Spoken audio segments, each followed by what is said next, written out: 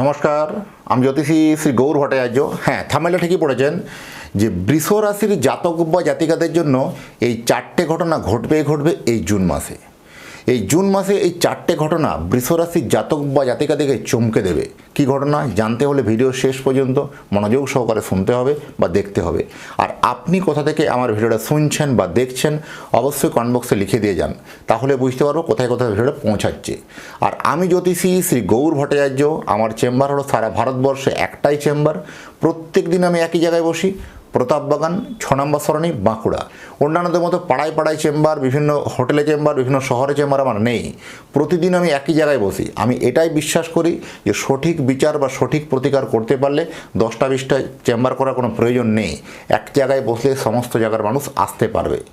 আর আমি সেই বিশ্বাস নিয়ে 2010 সাল থেকে একই প্রফেশনে যুক্ত আছি। আমার সম্বন্ধে আরও জানতে হলে গুগলে গিয়ে সার্চ করে লিখুন অ্যাস্ট্রোলজার গৌর ভট্টাচার্য। সেখানে সমস্ত তথ্য আপনারা জানতে পারবেন বা দেখতে পাবেন। আর যদি চাইছেন, যারা অনেক দূরে থাকেন, যাদের পক্ষে চেম্বার আসা সম্ভব নয় বা আসতে পারছেন না, তারা অনলাইনে দেখাতে পারবেন। অনলাইন দেখাতে হলে কি করতে হবে?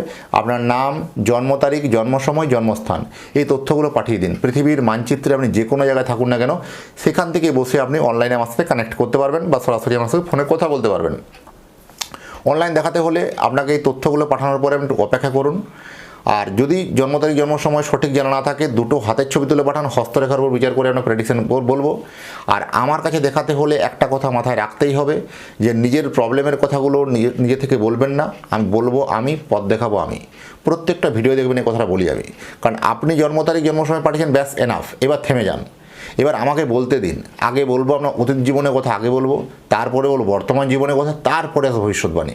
এই অতীতের কথাগুলো যখন আপনার কাছে মিলে যাবে, বর্তমানের কথাগুলো যখন আপনার কাছে মিলে যাবে, তারপরে ভবিষ্যৎবাণী কথাগুলো আপনি মেনে চলবেন বা ইনস্ট্রাকশনগুলো আপনি ফলো করবেন।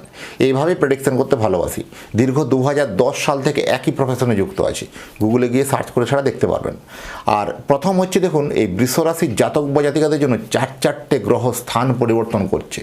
আপনার জীবনে গ্রহরাজরা এক অমূল্য রতন নিয়ে দাঁড়িয়ে আছে, বা আপনার জীবনে একটা অমূল পরিবর্তন করার জন্য দাঁড়িয়ে আছে। সেই সুযোগ, সেই অপরচুনিটি কোনোভাবে আপনি কিন্তু মিস করবেন না। কারণ এই সময়টা যদি কোনো মতে আপনি মিস করেন, আপনার জন্য একটা কিন্তু অন্যরকমভাবে পিছিয়ে পড়বেন আপনি।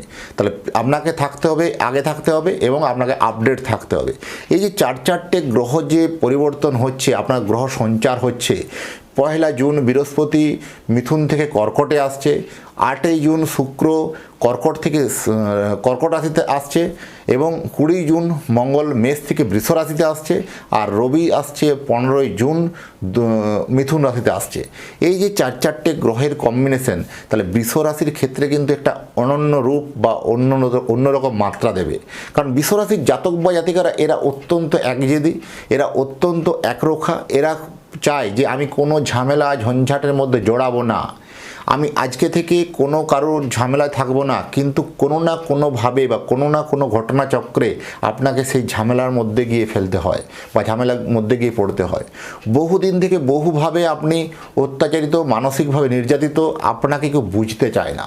কারণ বৃষ রাশির জাতক বা জাতিকাদের মনের ব্যথা বা মনের কষ্ট বোঝার লোকের সংখ্যাটা খুবই কম। কারণ এদের হচ্ছে ভগবান প্রদত্ত জিনিস, এদের কেউ নেই, এদের ভগবান আছে। এরকম ধরনের এদের অ্যাটিটিউড বা এরকম ধরনের এদের কিন্তু লাইফস্টাইল লিড হয়। কারণ এদের কি হয়, যত দুঃখ, যত কষ্ট নিজের মধ্যে চেপে রাখা, নিজের মধ্যে আগলে রাখা বা আঁকড়ে রাখা, সেগুলোকে লালিত পালিত করে সেই কষ্টটাকে বড় করা হয়। কারণ আপনার যে মনের দুঃখ বা মনের কষ্ট, সেটাকে বিচার করার ক্ষমতা বা সেটা বোঝার ক্ষমতার লোকের সংখ্যাটা খুবই কম আপনার লাইফে। সেই রকম ঘটনা এই যে এবার কিন্তু সেটা কিন্তু সেই একটা ছন্দপতন হতে চলেছে এই জুন মাসের জন্য। মানে হঠাৎ করে আপনার কাছে কোনো আগন্তুক বা কোনো ব্যক্তি এসে আপনার সেই মনের আশা বা মনের আকাঙ্ক্ষাটা কিন্তু সে বুঝতে পারবে বা মনের কষ্টটা বুঝতে পারবে। তার পরিপ্রেক্ষিতে কী করা উচিত সে একটা সমাধান দিতে পারবে।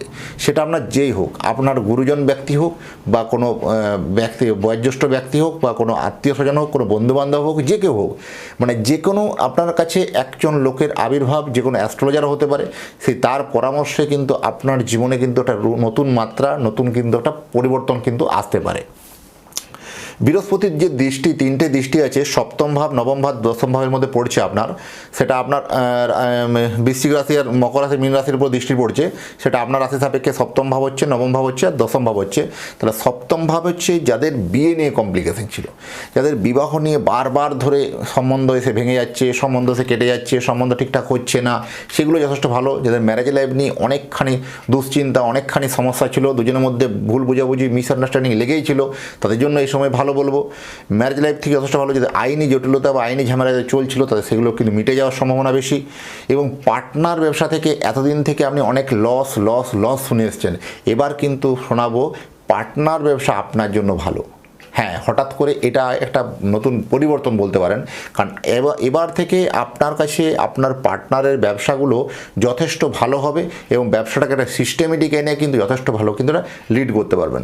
যারা বিশেষ করে হোটেল ম্যানেজমেন্ট ব্যবসা, যারা রেস্টুরেন্ট, হোটেল বা কোনো খাদ্যদ্রব্যের ব্যবসা, যে কোনো খাবার সাপ্লাইয়ের ব্যবসা, ম্যানুফ্যাকচারিং, প্রমোটিং বা কোনো লিকুইড দ্রব্য, জলের কোনো প্রয়োজনীয় জিনিসপত্র বা আসবাবপত্র, কোনো অর্ডার সাপ্লাই, কোনো ওরকম আপনার বাড়ি তৈরি কনস্ট্রাকশনের ব্যবসা, এইসব ব্যবসার মধ্যে যারা যুক্ত আছেন তাদের জন্য কিন্তু এই সময় যথেষ্ট ভালো একটা মুনাফা লক্ষ্য করতে পারবেন।